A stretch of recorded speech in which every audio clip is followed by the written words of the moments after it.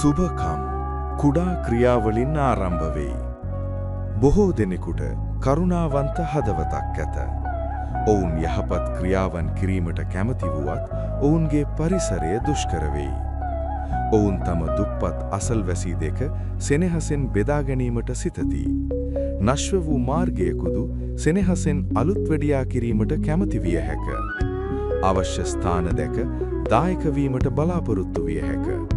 නමුත් තමන්ට ඒ සම්පත් නොමැත. මේ නිසා ඔවුන් මුදල් නැතුව මම යහපත් ක්‍රියාවන් කළ හැකිද යන සිතුවිල්ලෙන් කනගාටුවට පත්විය හැක. සත්‍ය වශයෙන් යහපත්කම කළ යුතුය.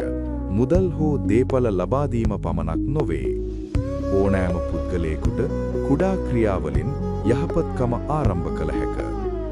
උදාහරණයක් වශයෙන් කාලෝචිත උද්‍යාම වචන ලබා දීම, අයහපත් ලෙස ප්‍රතිකාර කරන සතුන් රැකවරණය කිරීම, තම හැකියාවන්ට අනුව කෙනෙකුට උදව් කිරීම හෝ කිසිවෙකුට හානියක් නොකළ හැඟීමත් සමග සෙනෙහසෙන් ජීවත් වීම වැනි කුඩා ක්‍රියාවන්.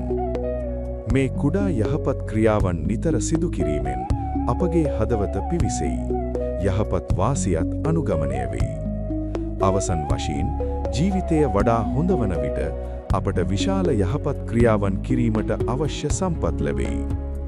මූලික වශයෙන් අපි සෑම විටම අනිත් අයට උදව් කිරීමට කැමති හදවතක් තබාගෙන සෑම දිනකම යහපත්කම වර්ධනය කරමින් යාමක් අත්හරින එකක් නොකළ යුතුය.